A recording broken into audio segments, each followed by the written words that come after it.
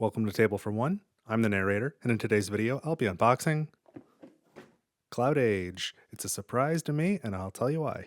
Let's get rolling.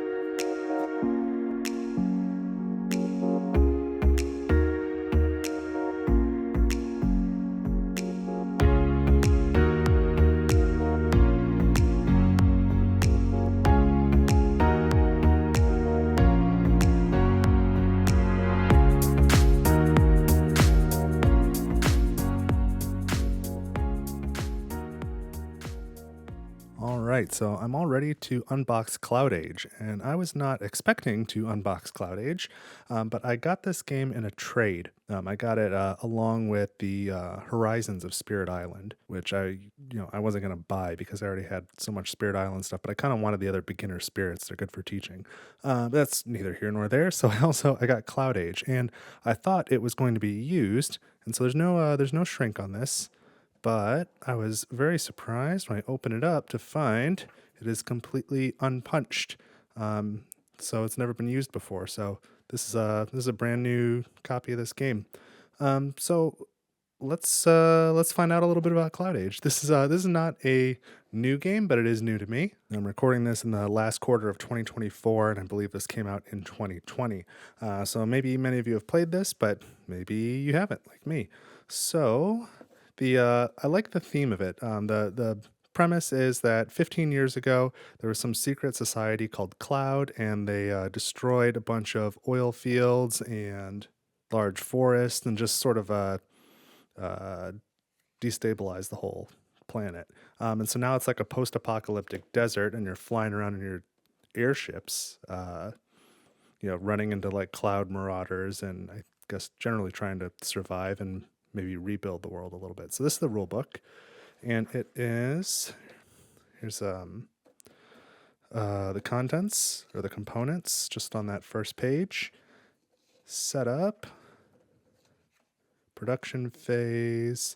It's got this wacky production board. There's probably some stuff that I don't understand about it. I have not researched this real extensively, but I've always thought this was just a super weird board. Movement phase, action phase,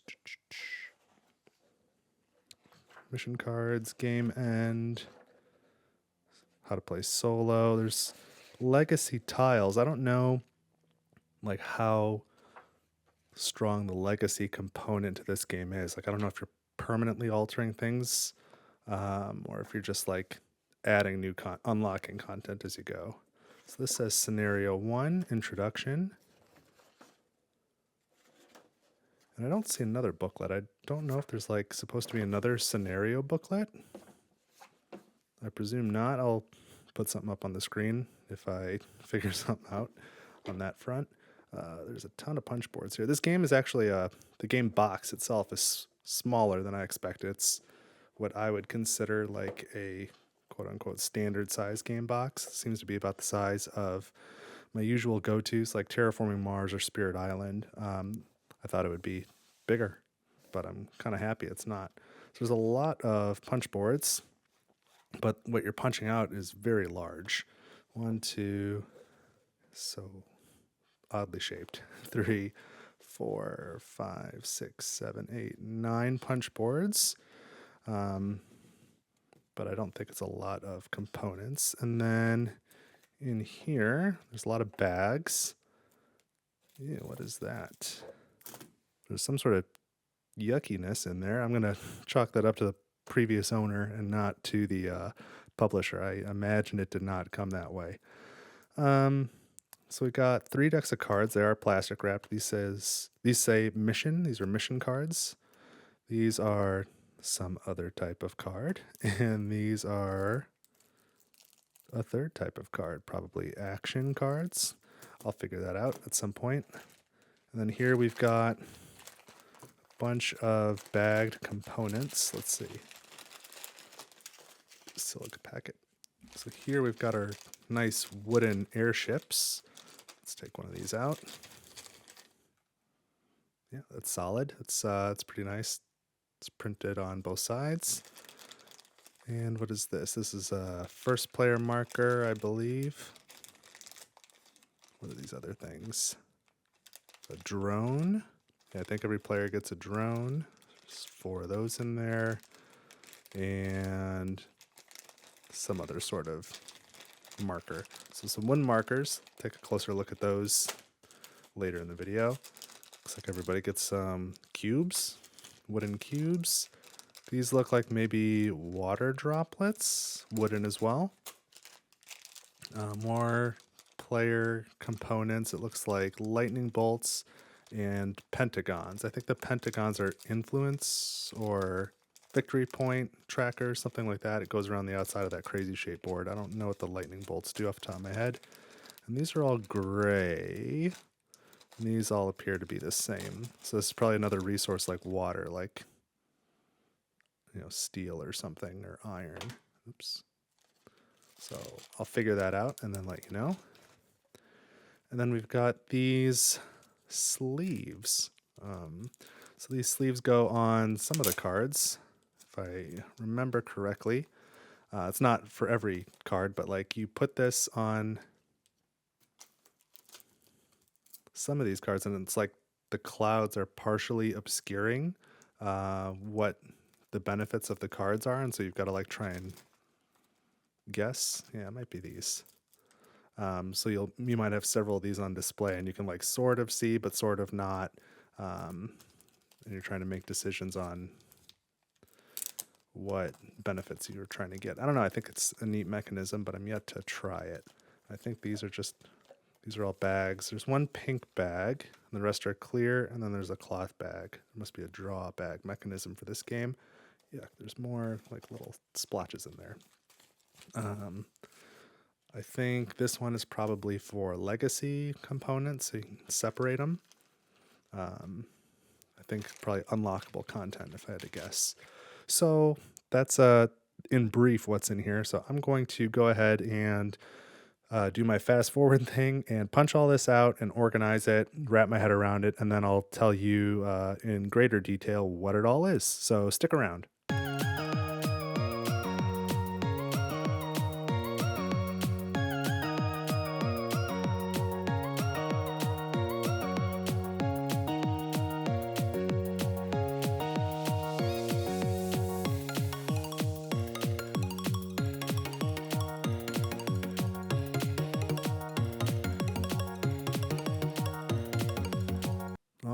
And I've sort of got a handle on this now, so let me tell you what I learned.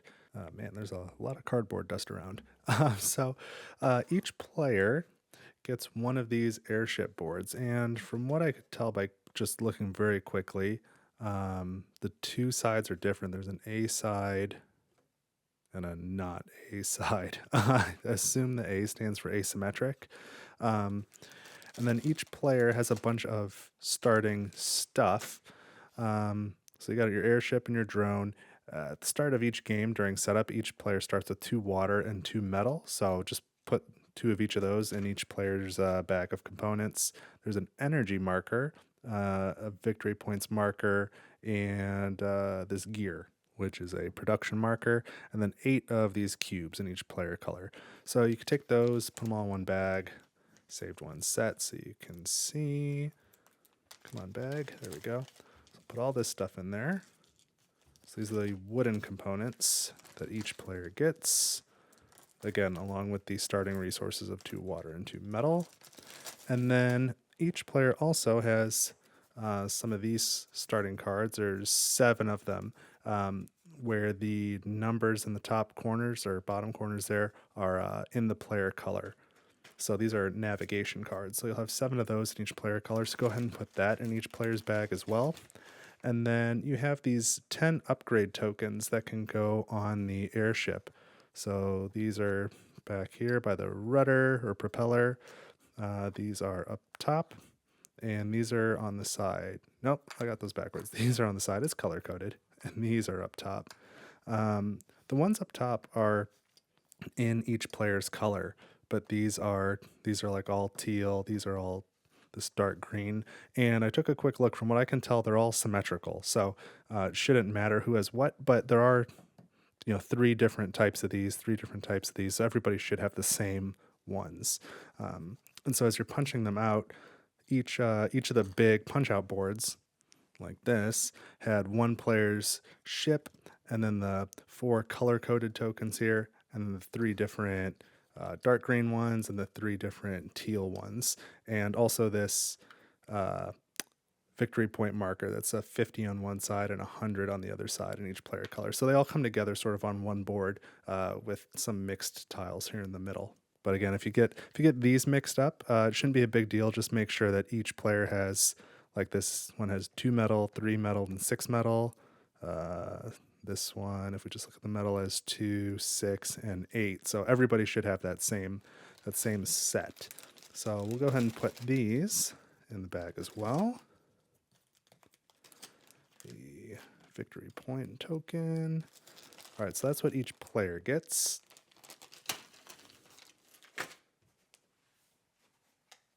Let's look at the big stuff. So there are 4 of these big double-sided main boards. And so these, in some configuration or another, get interlocked. I'm sure different scenarios tell you to set it up in different ways. And then there's a bunch of these new growth tiles, which have 2 different backs. Some of them, here, I won't make you look through the bag. I'll pull a couple of them out here. Here we go. Some of them have a lot of greenery, and some only have a little greenery. And then they have different sorts of stuff on the fronts. So there's 2 different backs. So there's a bag of these. And I assume either for different scenarios or throughout gameplay, you take these tiles and place them down on the main board over these tiles. Find out more after I learn how to play, but that seems pretty intuitive. There's this production board, and the pentagon, the wooden pentagon, I guess, goes around the notches on the outside of this board. I still think it's a wacky shape, though. I don't know how to read it yet. This board here is the city board, and it is double-sided.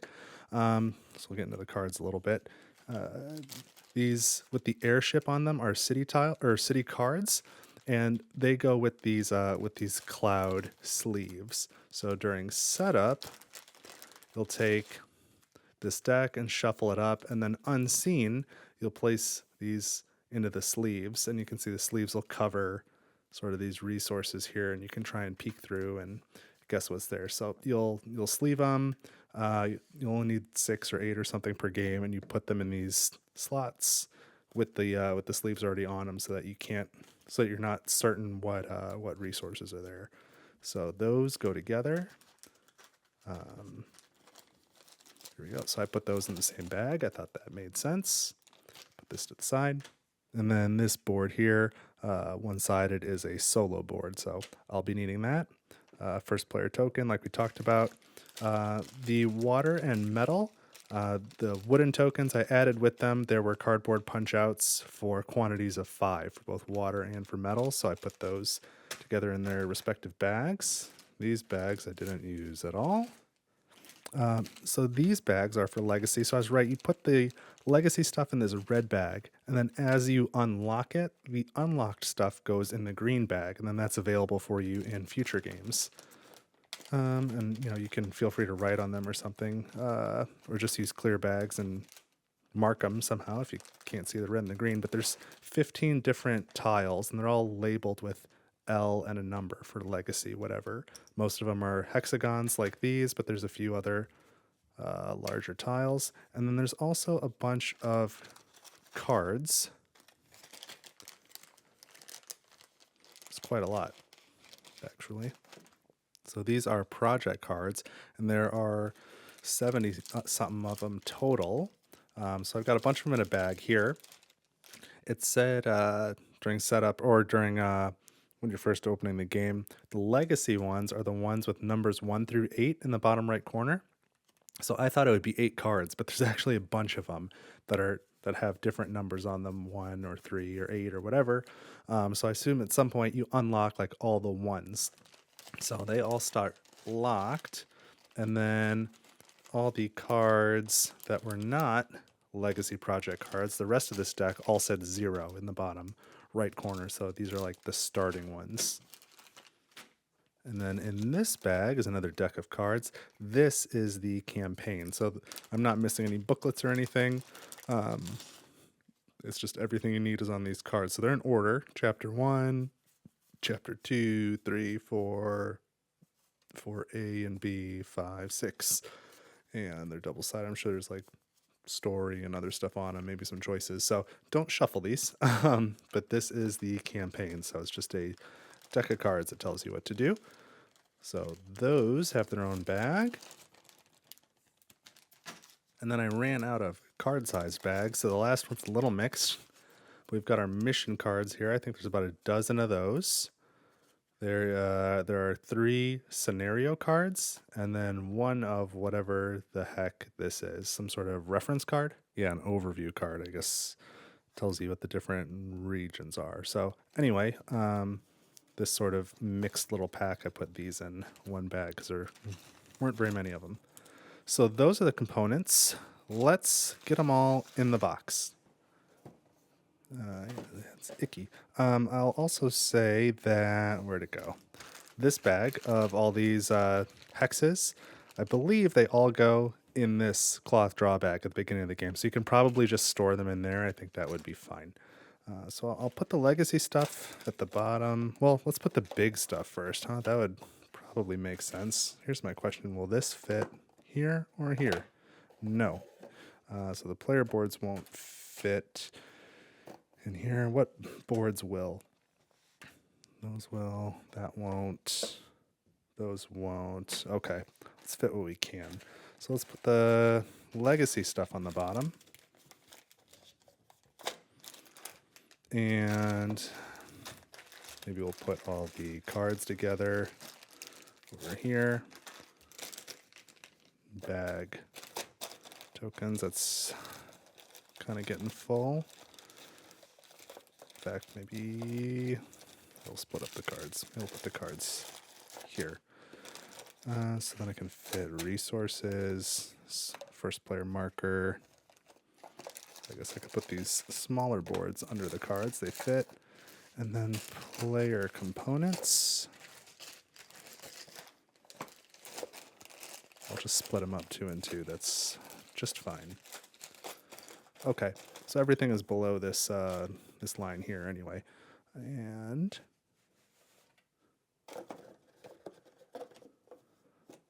are these all gonna fit? I'm sure they will because they were already in here, but okay, yeah, it's fine. Will they fit better if I split them 2 and 2? Yeah, that's a good way to do it. Just a little flatter. And then the introduction and the rule book. Okay, and there's a decent amount of room in here. So I don't think anything's going to move around much, but lid lift certainly won't be an issue. Okay, that was it. That was CloudAge. That was not too tough to figure out.